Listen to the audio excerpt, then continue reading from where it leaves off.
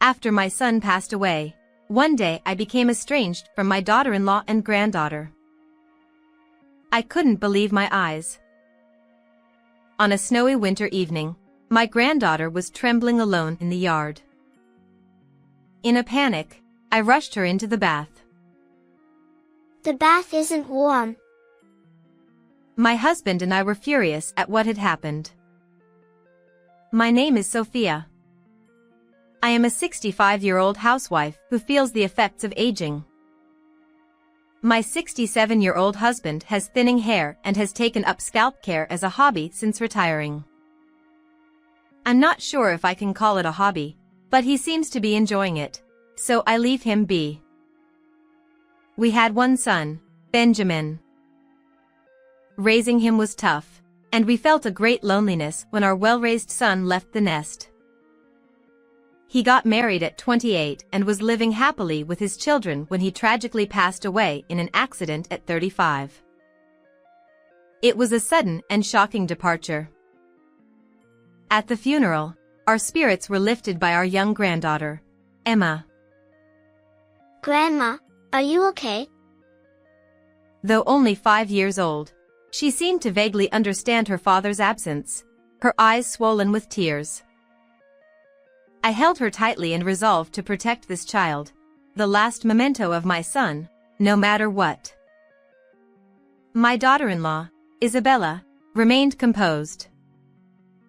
She might have been crying behind the scenes, but I never knew. I just couldn't get along with her. Even when she visited our home with her family, there was hardly any conversation. She'd just fiddle with her phone alone. Her habit of ignoring us made me uneasy at times. But I figured it was the sign of the times and resigned myself to it. I didn't want to strain the relationship between us and our son's family by saying too much. I couldn't recall having a decent conversation with her. But life alone would surely be tough for her from now on. After the funeral, I said to her, "If you ever need help, just let us know." Isabella, 32, had lost her parents early and had no siblings. It must have been tough not having her parents home to rely on. I worried that she would avoid contact with us after my son's passing. But with a granddaughter in the picture, we couldn't just turn a blind eye. No matter who she was the woman my son loved and married. It was only natural for me to want to help. But Isabella responded coldly. "I'm fine. I don't need your help.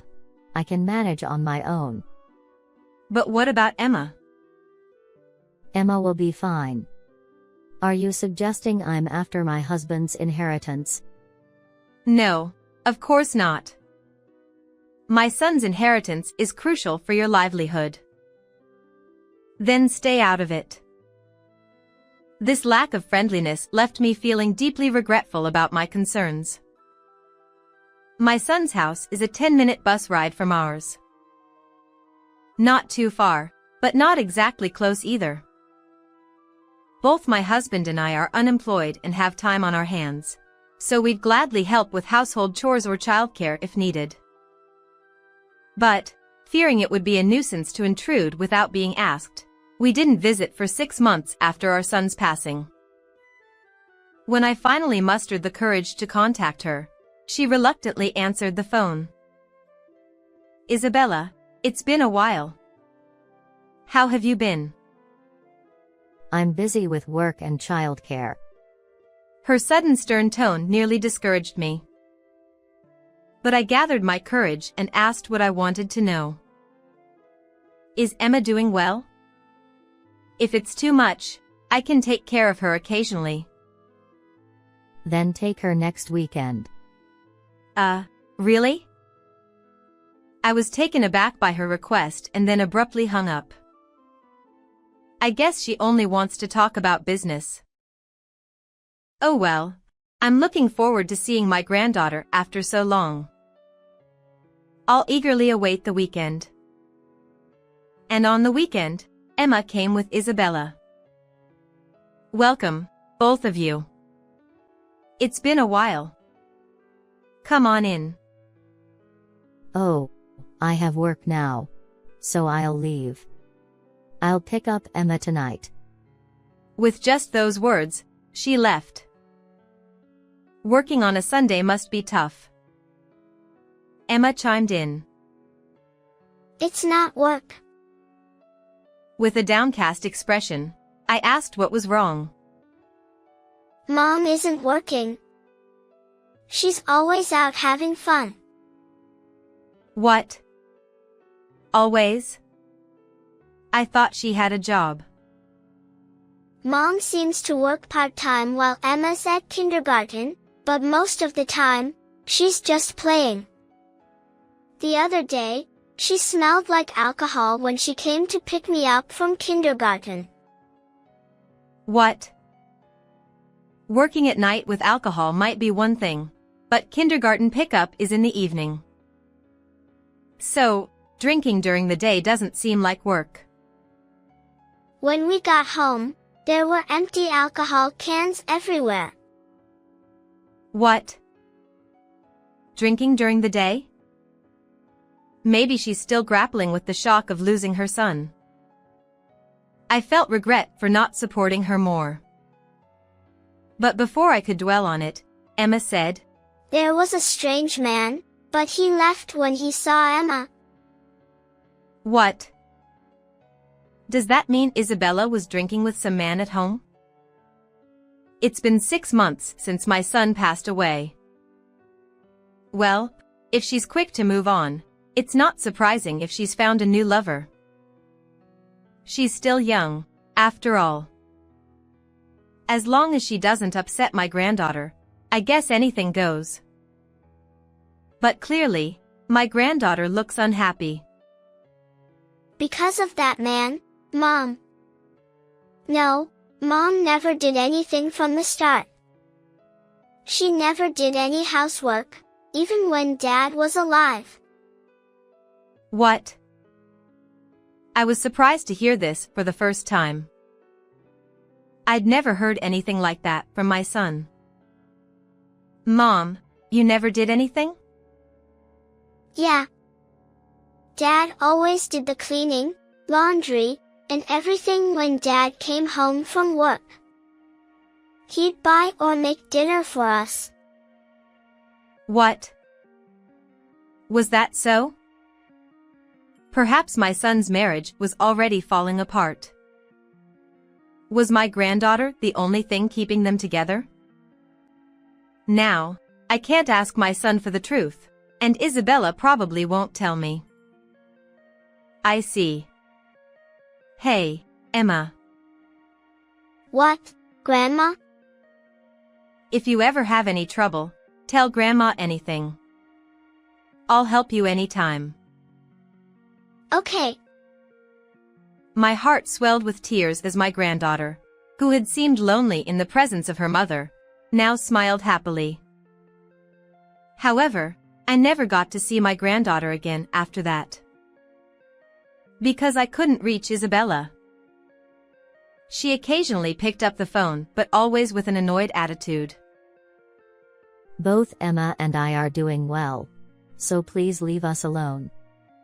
And she hung up. I refrained from visiting out of consideration, and before I knew it, 2.5 years had passed. It had been 3 years since my son passed away. During that time, my granddaughter entered elementary school. I sent her a congratulatory gift, and in return, I received a photo from her entrance ceremony. In the photo, my granddaughter wore a backpack, smiling shyly. I was glad she looked well, but something about it bothered me. She seems embarrassed or nervous. She looks complex. Certainly. Starting school must bring a mix of expectations and anxieties, so it's natural to look complex. But it seems a bit different. Unable to pinpoint the source of discomfort, 3 years have passed since my son's passing. Becoming increasingly worried, I finally reached Isabella on the phone. Can I meet Emma? I told you, I'm busy. We'll come to pick her up for the weekend, even just for a sleepover. Emma is already 8 years old. She doesn't need that. Can you please stop contacting us? It's annoying. She hung up again with her usual cold response. My anxiety grew even larger. Is my granddaughter okay? Is she having a good time? With her attitude, I can't imagine a happy situation. Hey, would you like to go meet them once? Even if it inconveniences her, I'll leave right away if I see her looking well. So when I suggested this to my husband, he nodded and said, sure. He is reserved, but I know he's worried about our granddaughter deep down. Because we're a couple. Maybe my son's marriage wasn't like that. Thinking about it makes me lonely. Glancing at the photo of my son in the room, I decided to visit Isabella's place next weekend. However, we ended up reuniting with our granddaughter before the weekend arrived. It's getting cold tonight, I said, shivering as I looked outside the window. It feels closer when it's cold. I turned on the heating and headed to the hallway towards the bathroom.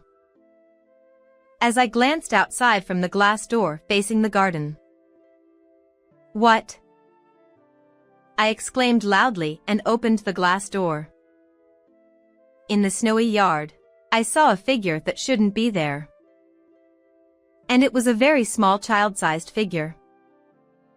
Despite it being nighttime, seeing the child standing in the bright snowy yard, I hurriedly put on sandals and rushed over.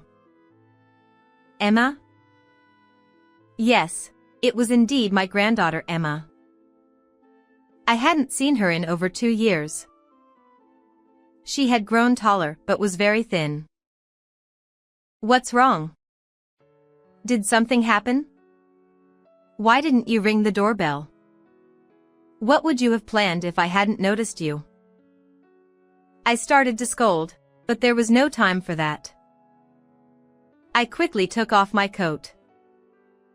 Oh, you're freezing. How long have you been out here? Come inside. That's good. Go take a bath. Okay. My granddaughter, trembling uncontrollably, nodded with chattering teeth. In this difficult situation where the conversation was difficult, tears threatened to well up, but I brought her inside to warm her up. Huh, Emma? My husband, who had just finished bathing, looked surprised at our granddaughter. Quickly, get a towel and change your clothes. Sure. Even if he didn't understand the situation, he must have realized it was serious. He hurriedly ran off. We had spare clothes for when Emma stayed over. But considering they were prepared a while ago, they might be a bit small, but it was better than nothing. Now, go ahead and take a bath. Can you manage alone? The changing room was warm from him having just been there. She visibly relaxed as she nodded and went into the bathroom. I can't believe it. No other words came out. The clothes my granddaughter wore were tattered and dirty. And they were too small. After she finished her bath, I had warm milk ready for her. After a while, when she came out of the bath, her complexion looked better, and I felt relieved. Thank you, Grandma, Grandpa. I got scared. It was Grandma who was surprised. You came so suddenly. What surprised Emma? The bath isn't cold, Grandma. Huh? What is she talking about? The bath isn't cold? Well, of course not. Cold baths. They might have cold water in public baths next to saunas, but normal households don't have cold baths. In summer, some people might use a pool instead, but that's a pool, not a bath. Especially in this midwinter, there shouldn't be a cold bath. Why are you saying that? Because we always had cold water at home. Huh? Mom says we can't use hot water. We've been wiping with wet towels in cold water. Even in summer, she says we can't use anything but water. What? Mom doesn't come home much. Sometimes she leaves food when she does, but mostly just leaves money and says, buy it yourself. She says we can't be extravagant because there's no money, and we rarely buy clothes. She never comes to parent-teacher meetings. She hasn't taken a bath in a long time, just wipes with cold water. That's normal, she says. What is that? Finally, my husband shouted. He had been silently listening to our granddaughter, but he couldn't contain his anger. I was speechless too. I knew being a single mother was tough, but this was beyond what I imagined. Recently, there's always an unknown man at home. What? But he says I'm a nuisance, so Mom tells me to leave. What did you say? I couldn't help but shout. It seems Isabella is drowning in men and neglecting her daughter Emma. And to top it off, she's kicking her out in the middle of winter. As I saw earlier, my granddaughter wore sandals in the cold, ones I recognized from the 100-yen shop. Probably unable to buy sneakers either. Cutting back on food or something, my granddaughter must have purchased them herself. Her clothes were dirty and too small, so the story of not being able to buy them seems true. I had nowhere to go, so I relied on my memory to come here. But I thought I might be a bother on a night like this, so I peeked inside from the garden. What a situation.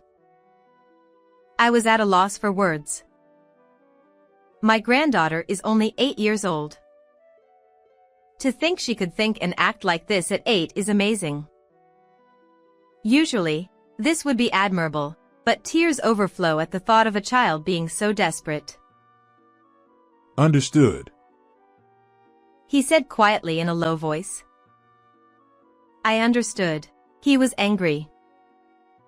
Emma, stay here with us.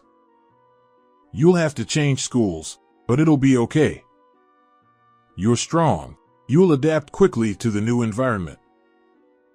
Here? What about Mom? Don't worry about anything, Emma. You'll be happy with us. Okay. No matter how rudely treated, a child always longs for their parents. Especially after losing a father, the mother is more important than anything. Wanting to be loved is natural. Wanting to be together is ordinary. But this situation is neither natural nor ordinary. Even if it's someone my son loved, I will never forgive this. We agreed as a couple. The next day, my husband stormed into their house. I couldn't go because I was with Emma, but he told me what happened when he returned. Isabella was there when he arrived, and my husband forcefully entered the house. Hey, don't just barge in like that. I wouldn't enter a dump like this. I can't even enter. My husband stopped at the entrance and turned to Isabella. You've done quite a lot to Emma, huh? And kicking her out in midwinter. Do you understand that this is tantamount to a crime? Oh, come on. I just told her to leave because she was bothering me. I never said she couldn't come back. Do you think an 8-year-old understands that kind of thing? She remained defiant despite the scolding. After arguing with my husband, Isabella called out a man. Seeing him, he seemed annoyed and left. She was thrilled when I mentioned raising Emma here. He said with a bitter expression. It seems she no longer has maternal instincts. And when he was about to leave, Isabella said, Oh well, it's cold. Time for a bath. He saw her flip the remote switch, so he unplugged the water heater outside. Naturally, there was no hot water, just cold water. My husband, who had been observing from outside for a while, returned after hearing Isabella scream, and hearing that. It's so cold. So, we got Isabella's permission. We'll proceed with various procedures through the lawyer we're relying on. That sounds good. I nodded and looked at my granddaughter. Seeing her looking anxious, I patted her head to reassure her. Suddenly, my granddaughter burst into tears. What's wrong? Even so, is she crying because she wants to be by her mother's side after all? I hurriedly asked, and she replied, Getting my head patted is the first time since Dad left. I'm happy. Those words tightened my chest again. Do you still like Dad? To my question, my granddaughter nodded tearfully. I want to see him. What about Mom? There was no immediate response to that question. But after a while, she said, I don't like her. Ever since Dad left, Mom has hardly been at home. I often wonder if she's my mom. She never patted my head or hugged me. She's so different from my friends' moms. But when Dad was here, he hugged me a lot, so I was okay. But now. Unable to bear it, I hugged her tightly. I miss Dad. Yeah, I know. Grandma misses him too. I continued to hold on to my granddaughter, who longed for her father, and cried. After that, the three of us started our life together. Despite the initial confusion from changing schools, she gradually settled down, and within a month, she became completely lively again. Her complexion improved, and she started to gain a little weight. She's still thin, but I think as long as we take it slow, she'll regain her health.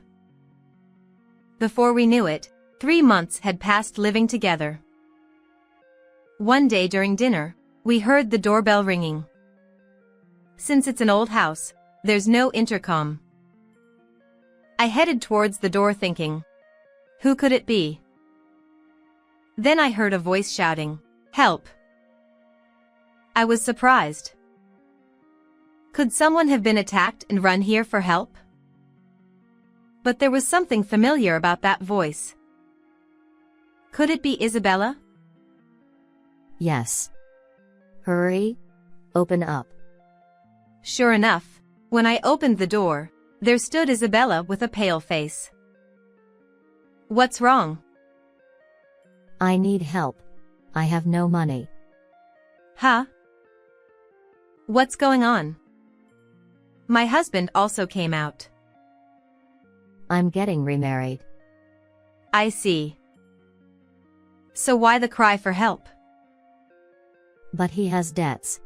And I can't marry him unless I pay them. Oh. I see, it's about that. I've already given up all my late husband's inheritance and all my savings. But it's still not enough. So please lend me some money. Because of the procedures you handled, I'm not getting child benefits anymore. Please help. It's impossible. We're also living off pensions. You can't wish for your granddaughter's happiness but not for your son's wife's happiness? That's something a mother who truly loves her daughter would say. Not someone sacrificing her daughter for her selfish desires. His words made Isabella glare at him angrily. Ignoring her gaze, he took out a large envelope. I conducted a little investigation. Huh? An investigation? Yes. I investigated the man for Isabella's sake. What? She was surprised. And so was I. Well, I found out a few things. Saying that, he showed her the investigation results. What is this? Well, it seems like a kind of marriage scam. He's quite a shady man. That can't be true.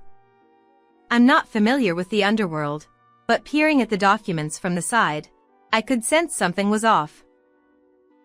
In other words, the man was using Isabella as a benefactor. The date of the investigation results was quite some time ago. So, despite claiming it's for Isabella's happiness, it's a lie. If we had known, we should have told her earlier, but we didn't. Before you talk about marriage, make sure you don't get into debt. She fell silent at my husband's words. Could it be? I already did it. Oh dear. They said it wasn't enough. So I even sold the house. What? Is this man really that charming? Perhaps now she feels she can't turn back. But they said I can't get married without money. I don't even have enough for living expenses. Paying rent for this rundown apartment is tough. Please. I'm begging you. Help me. Even with all that said, my granddaughter, rubbing her sleepy eyes, came out. Mom? Emma, help me. Isabella, eager to rush towards Emma, instead hurriedly hid behind my husband. I was wrong, Mom. I'll break up with him. Let's live together from now on. Then you'll get child benefits, won't you? Yes.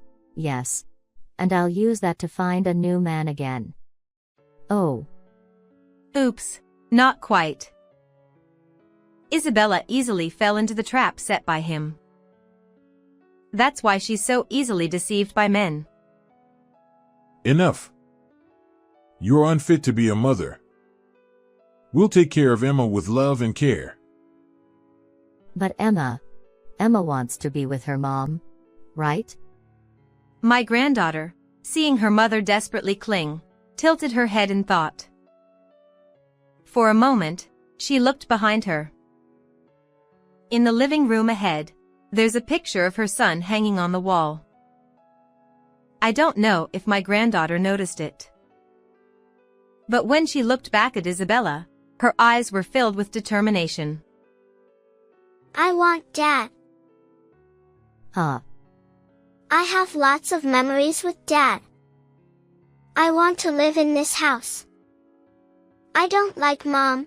I don't want to be with her. Are you abandoning Mom? I don't understand that. I'm sleepy. I'm going to bed. Emma. Bye, Mom. With a yawn, my granddaughter returned to her room without looking back. Isabella stood there dumbfounded, her head hanging low. Go home. Don't ever come back here again. She left in a daze, without arguing against his words. After that, she disappeared from the apartment. Whether she followed that man or ran away from debt collectors, I don't know. All I know is that I probably won't ever see her again.